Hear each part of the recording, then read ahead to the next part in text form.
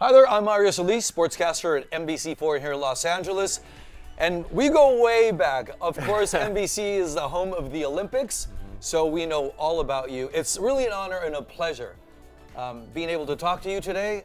Long format, 40 years in the making for what's happening today. I guess they wanted to make sure that you were going to be okay. Yeah, I'm good. I'm honored to be here, honored to have this conversation, Mario. And apparently the superintendent has a message for you. Perfect. Let's hear it.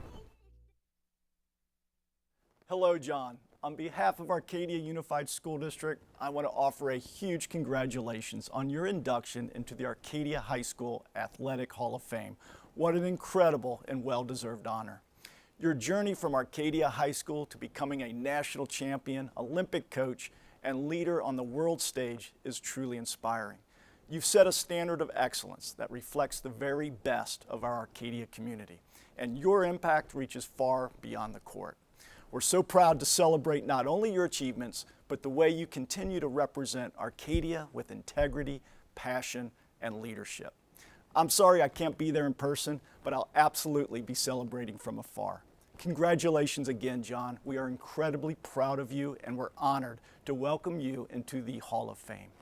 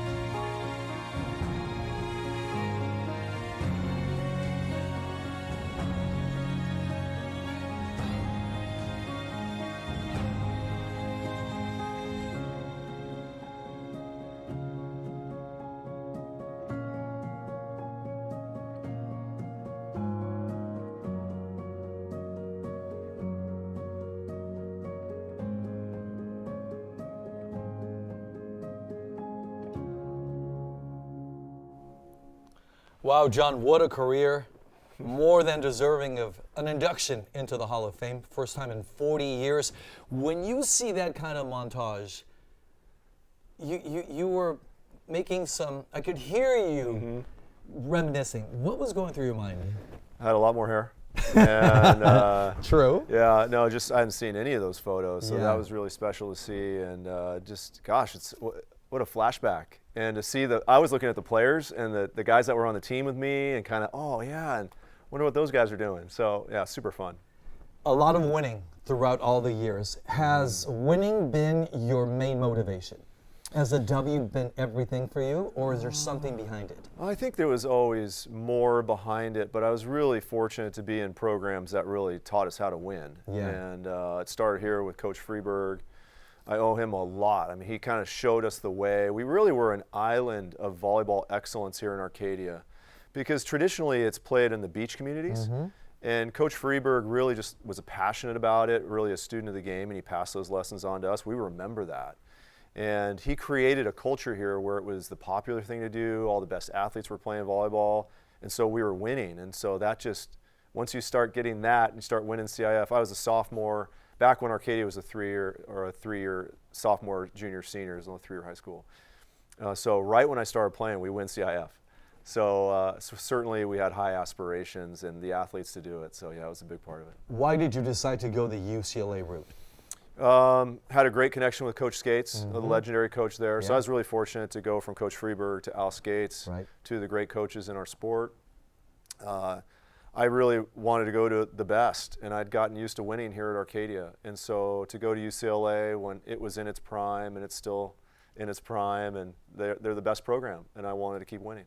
And you end up winning 2 national championships there, correct? Yes, that's correct.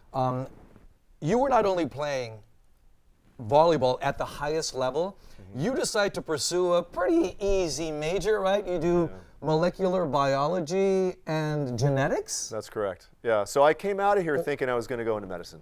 Okay. Yeah, and I got sidetracked into coaching. So after I finished playing, I was still in town, I was still in LA, and Coach Skates asked me to help out, and next thing I know, I'm coaching. So I never left the sport. What was the transition like from being a player to having to tell others how to play the game? It was. It started off because I had just graduated, and my friends were still playing. So these are all the underclassmen, and Coach Skates asked me to help with statistics, and I'm on the bench, and I remember Tom Stillwell, Paul Neapoli, Danny Farmer, these are great friends of mine now, coming over and saying, hey, what do you think we should do? And I'd be like, well, I think you should do this. And the ability for you to impact somebody's ability to be successful, I just really enjoyed it. I like the interaction. I like the dynamic of still being involved in the sport and still winning and being a part of that program. So it was a great place to learn how to coach and make that transition. So obviously you couldn't follow the medicine path, right? Yeah, I got out of that. Are you happy that happened? Yeah, it worked out pretty well. Right? I was procrastinating the MCATs, and I just never went back. I was afraid of going back to OChem from freshman year, so I just stayed in volleyball. Maybe people don't realize that you are the only individual that has won national championships as a player, assistant coach, and a coach. Is that correct? That's correct. And then you move on to the not professional, but the Olympic ranks. Right. What is the difference between coaching a college player and then a national player for the national team? Right. It is different because life changes. So when the younger ages, there's academics and other responsibilities and the growth of that period of time in a young man's life.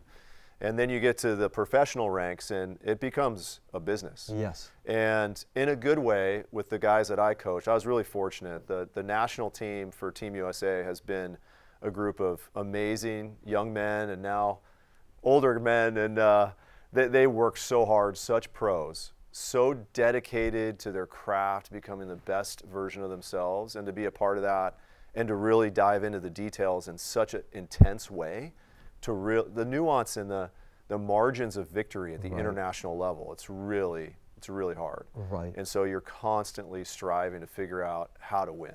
So with the professionals or the Olympians, is there more listening on your part and less instruction? Yeah, I think that's right. I think I was always good at listening. Okay. I think I was pretty interactive. I wanted to know how to reach athletes, and that's not too different. But I do think as they get older, there's phases. There's the collegiate athletes, there's the young pro, and then there's the veteran. Yeah. And each one of those requires a different dialogue. And by the time we were done in Paris, they were running their own show. I mean, they'd been playing professional for a long time. They had a lot of thoughts about systems and training and volume, and I just listened because they knew their bodies as well as I did. Right. So as a coach for Olympic athletes, you've won 2 bronze medals, correct? Correct. How disappointing was it not winning the gold? And as you mentioned, winning is not everything. Was it as meaningful to you just bringing back home some hardware? It was very meaningful to do that, but if you look back, every athlete or coach has those matches you wish you could get back or you reflect on. I still think about those matches every once in a while because in the semifinals in Rio and the semifinals in Paris, we both lost due set 5 setters. And so you look back at, could I have done something different? What were the margins there? And you reflect on that, probably will the rest of my life. So yes, I would have liked an opportunity to play for gold. Very, very proud in both those situations for us to come back and win a bronze. That to me is probably the great challenge in sports. You can win, and that's of course a great accomplishment. But to have the disappointment in the semifinal, have a day or two off, and to be able to come back with that emotional resolve and still be successful so you can bring something home. Yeah, that was important. What is the significance or the pressure knowing that you are competing for your country? Yeah. It's not just a school, one of many, but we have one country. Yes. Yeah, it's really, it's really hard to describe, to represent your nation. I've been a patriotic guy my whole life. I grew up in a political household. So to go and represent Team USA, it's the best. It's incredibly intense. Like you talk about getting into the zone. Yeah. You're at the Olympics and you have that responsibility and you're representing Team USA. You are locked in. Going back to philosophies of coaching, you went to UCLA. Were you a disciple or did you study the John Wooden way of doing things, the pyramid? Absolutely. You can't go to UCLA and not be immersed in John Wooden for all the wonderful lessons that conveys to athletes today, even after he's gone. I played for two very different philosophies, and I learned a lot from that because you have the Wooden philosophy, which is very process-oriented. Success is maximizing your personal potential. And then Al Skates was a flat winner. And we would have our goal-setting meeting, and he would bring us all in and say, hey, we're here to win a national championship. And that's the only thing that's acceptable. I had a chance to meet with Coach Wooden on a couple of occasions, but one time after I was a young coach for a while, I asked if I could go meet him. So I went and met him in his condo and had a chance to sit down with him for 4 or 5 hours. And that was one of the questions I asked him. When you were in a situation where you'd won 3, 4 championships in a row, wasn't everybody just talking about winning? And he said, I totally ignored it. I would never acknowledge that winning was something we were here to do. I thought that was so powerful for a guy that successful to say that. Personally, for me, I like both. You know, I love the process of how you get better. I also like saying, hey, we're here to win, let's go do it. When you watch other great coaches at work, say, I don't know, any of the big ones, whether it's college, pros, basketball, football, do you analyze their work? I studied film and broadcasting at USC, and after graduating, I had to analyze every film. I would take notes after movies. For sure. How do you process others at work, or you just let them be? Well, you observe them a lot. You ask a lot of questions. When you have opportunities to interact, especially as a young coach, I would go find those opportunities, read a lot of books. And then eventually I migrated out. I had enough of coaching, and then I wanted to understand business. So I really was starting to read more business books and more leadership books outside the area of sport, and I learned a lot from that. So I was always interested in learning and observing. But you look, I read a lot of Phil Jackson. Yeah, of course. Right? Coach Krzyzewski, I read his books. I mean, there's Anson Dorrance, A Man Watching is one of the great all-time coaching books. Fascinating personality of somebody who's a flat winner.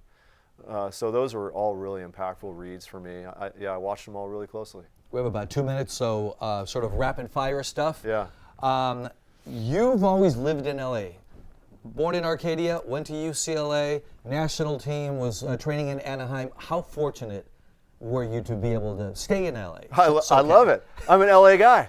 I mean, ask my wife who's here, like jumping off the couch when the Dodgers won the World Series this year, right? And so I'm a Laker guy. I grew up in the Showtime era. I'm all LA.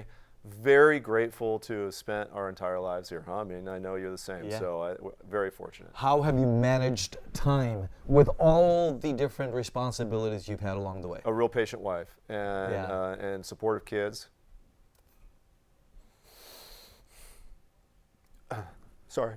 No, you can't do it without them. Yeah, can't. Yeah. You need that kind of help, support, understanding. Yeah. Without them, it doesn't happen. It's been amazing. It's been a journey. I can't. Sometimes you're in a foreign country and you're coaching and you're in 15,000 people in a stadium and you're like, how'd this happen? And this is how it happened. It's a team. It's all this. Sorry. Yeah, very meaningful. We love the emotion, and we love the fact that you are being recognized for your hard work, devotion, dedication, and obviously for a lot of winning. Well, Coach, Thanks, Mario. A pleasure being with you. Yeah, pleasure and being again, here. congratulations on A the great honor. nomination and being inducted into the Hall of Fame. Thank Well you very deserved. much. Thanks. Thank you. Whew. That was awesome, Coach. Thank you so much.